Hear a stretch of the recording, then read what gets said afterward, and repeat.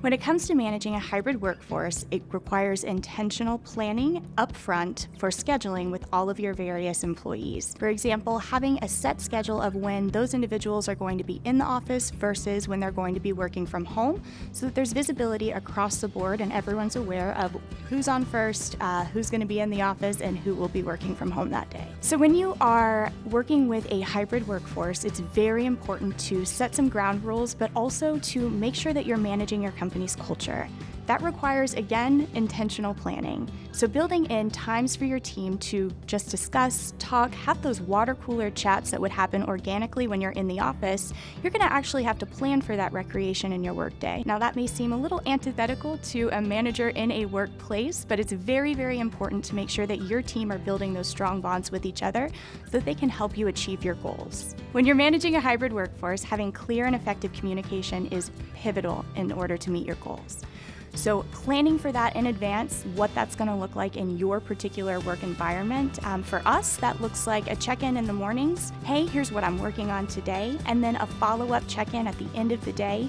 Here's what I was able to accomplish. Here are the blockers that I ran into. Discussing those friction points, or maybe it's a dependency that someone's waiting on in order to achieve that goal. But having that daily communication already organized and in place from the jump is always very, very important and helpful. Another great way to maintain that communication is just making sure that you have the right tools in place.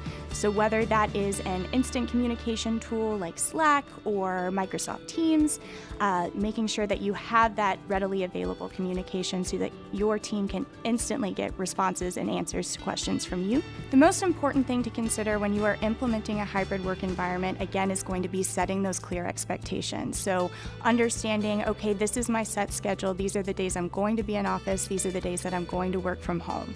Another really important thing to set is check-ins when those responses are expected to be sent over to leadership.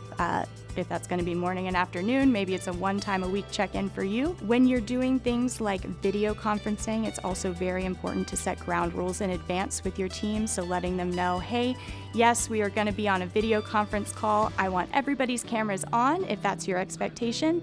I want everybody to participate. So making sure that you are setting those ground rules so that your team knows exactly how to interact with you in that remote space.